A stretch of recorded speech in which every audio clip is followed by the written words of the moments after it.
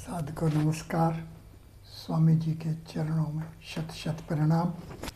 आइए आज हम इस श्री विद्या के प्रारंभिक लेसन्स में समाप्त करें। आज हम इस 18वें लेसन में इस माह की आखिरी तारीख में इस श्री विद्या में जो प्रारंभिक लेसन्स कक्षा प्रारंभ कर रखी है उसको समाप्त करें। हम श्री विद्या के क्षेत्र में हैं। हम गणित सूत्रों के क्षेत्र में प्रवेश करने जा रहे हैं। इसके लिए ये प्रारंभिक हैं। तो जो सूत्र हमारे पास 1 से 16 तक हैं, इनके अंदर जो शब्द हैं वो 1 से 24 तक हैं। इसके अंदर जो अक्षर हैं वो 1 से 119 तक है। इसके अंदर जो वर्ण हैं वो 1 से 283 तक है। और इसके अंदर जो दिव्य अंक व्यवस्था है वो 1 से 1110 तक है। आइए हम देखें कि ये विद्या जो इस तरह से एकाधिकेन 1 से 1 अधिक के प्रारंभ से चली, जो पूर्व में 21 और पश्चिम में 22, ये जो पूर्व से पश्चिम की ओर क्रम से ये गणित सूत्रों का प्रारंभ हुआ, ये प्रारंभ हमें अब उत्तर से दक्षिण की दिशा में ले जाएगा। उत्तर जो है वो 16 दिव्य अंक वाला है और जो दक्षिण है ये 24 अंक वाला है। आइए हम जानें कि आम जो ये श्री विद्या क्षेत्र में गणित सूत्रों का क्षेत्र जागृत हो रहा है। इन गणित सूत्रों का जो क्षेत्र है ये चतुष्पीठ वाला है। ये सूर्य रश्मि की चतुर्पीठ वाला है। ये सूर्य रश्मि और ये चतुष्पीठ दोनों दिव्य अंक 30 वाले हैं। ये दिव्य अंक 30 हाइपरक्यूबेट अष्ट प्राकृति वाले हैं। इसलिए अष्ट प्राकृति जो कि 11 + 18 29 ये ब्रह्मा जी का क्षेत्र है। ये ब्रह्मा जी की सृष्टि है। ये ब्रह्मा जी की सृष्टि 29 अंक वाली जब दोबारा 29 अंक अपने में से निकालेगी, प्रविष्ट करेगी, तो ये 58 अंक जो हैं ये कृष्ण द्वैपायन हैं। कृष्ण द्वैपायन ये व्यास जी का नाम है। ये कृष्ण द्वैपायन जो 58 अंक दिव्य अंक वाला है, ये ब्रह्म सूत्र के आथर हैं। इन्होंने ब्रह्म सूत्र लिखा है। ब्रह्म सूत्र 555 श्लोकों का ग्रंथ है और ये 555 जब दोबारा आएंगे, दूसरे स्टेप में आएंगे, तो ये 1110 हो जाएंगे। ये गणित सूत्र 1 से 16 तक के जो सूत्र हैं उनकी सभी की कुल दिव्य अंक योग है। इस तरह से हमें ये दिशा निर्देश मिलता है कि हमें चतुष्पीठ जिस तरह से सूर्य रश्मि अपना विभाजन करती है, विघटन करती है, और जिस तरह से ये सूर्य रश्मि पूर्व से पश्चिम की तरफ दिशा वाली है और इस दिशा से ये जब उत्तर से दक्षिण दिशा वाली होगी तो ये हमारे पास वैदिक मैथमेटिक्स का साइंस और टेक्नोलॉजी में प्रवेश कराएगी। ये 16 हमारे पास सूत्र हैं। ये 24 इन सूत्रों में कुल शब्द हैं, जैसे कि एकाधिकेन एक शब्द हुआ, पूर्वेन दूसरा शब्द हुआ। इसी तरीके से आखिर तक जब हम जाएंगे तो कुल शब्द 24 हैं।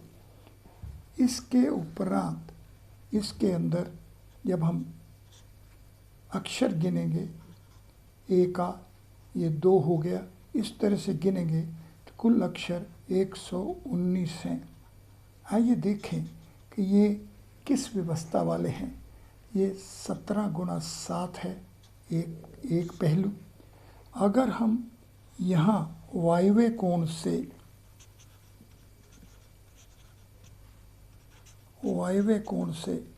यहाँ पर नैऋत्य कोण तक जब जाएंगे तो ये 34 और ये 42, यहाँ पर 21, यहाँ पर 24 है ही है। तो आइए देखें कि ये 34 और 42 76 अंक हैं। ये किस तरीके से हमारे पास इस व्यवस्था से हमें इस व्यवस्था में पहुंचाएंगे। इस व्यवस्था तक पहुंचना ही हमारा ये ध्यान रहेगा कि हम किसी तरह से इस व्यवस्था तक पहुंच जाएं। तो इस व्यवस्था को क्रम अनुसार जानने के लिए हमें सूत्र 1 से प्रारंभ करेंगे। इसकी दिव्य अंक व्यवस्था 75 है। तो आइए इस चतुष्पीठ में, इस सूर्य की चतुष्पीठ में, ये जो पूर्व से पश्चिम 21 और 22 तक की व्यवस्था है, ये जो उत्तर से दक्षिण तक 16 से 24 की व्यवस्था है, ये जो ईशान कोण 33 है, ये जो नैऋत्य कोण 42 है। तो देखिए कि ये 33 से 42 तक जो योग करेंगे 33 और 42 का, तो ये 75 है। आओ रुक कर इसको दोबारा देखें कि हम चतुष्पीठ पर ही दिव्य अंक की व्यवस्था पहुंचा रही है। ये हमारे पास केंद्र है। यहाँ से ईशान कोण में जाएंगे तो 33 अंक में जाएंगे। यहाँ से नैऋत्य कोण में जाएंगे तो हम 42 अंक में जाएंगे। इसलिए जब नाभि से प्रकाश इस ईशान कोण और इस नैऋत्य कोण की दिशा वाला होगा, जब इस क्षेत्र को कवर करेगा, इस क्षेत्र को जागृत करेगा, जब हम इस क्षेत्र को जागृत कर रहे होंगे तो यहाँ जो प्रकाश होगा, जिस क्षेत्र को जागृत कर रहा होगा, वो 75 दिव्य अंक वाला होगा। ये हमारा सूत्र 1 एका अधिकेन पूर्वेन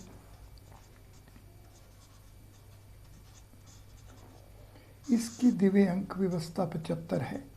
इसलिए हमारे को सर्वप्रथम जो करना है कि जो हमारे पास वर्णमाला में एकाधिकेन का संगठन हुआ है, इसको जब हम दिव्य अंकों में परिवर्तित करेंगे 6, 4, 2, 7, 2, 4, 6, 8, 1 और आगे पूर्वेन को 5, 6, 3, 7, 6, 7 और 1, इनका जब योग करेंगे तो ये हमारे पास 75 होगा।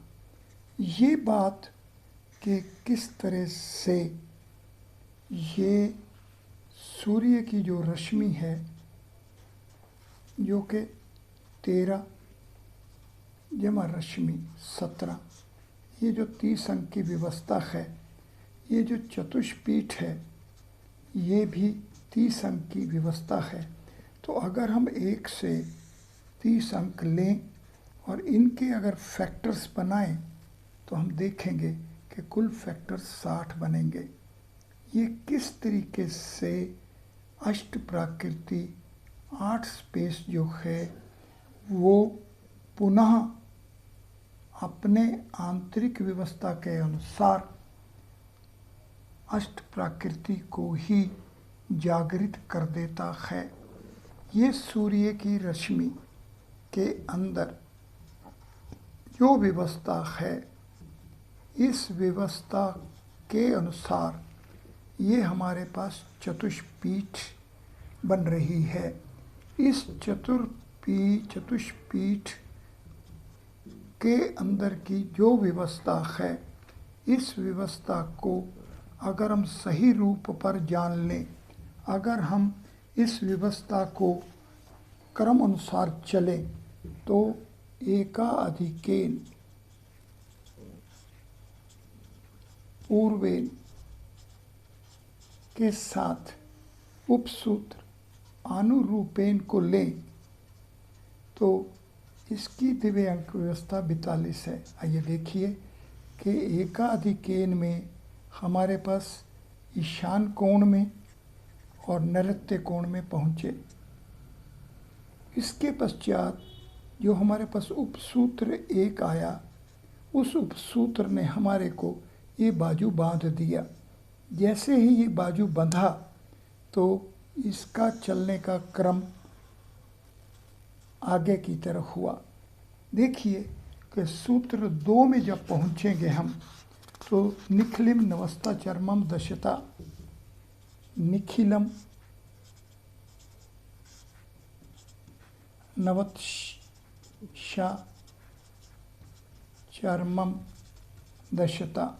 इसके दिव्य अंक होंगे 29, 50 और 28। कुल योग होगा 107। आइए देखिए कि ये क्या है।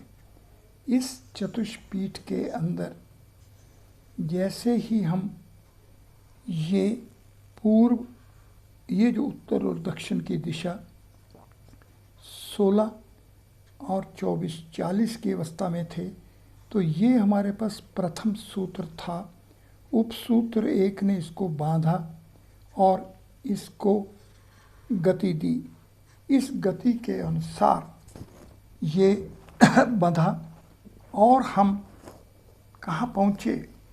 यहाँ पर 34 है, यहाँ पर 33 है। तो ये हमारे पास वायव्य कोण और ईशान कोण की दिशा में पहुँच गए। ये जो पहुँचना है, ये 16, 24, 33 और 34, ये 107 है।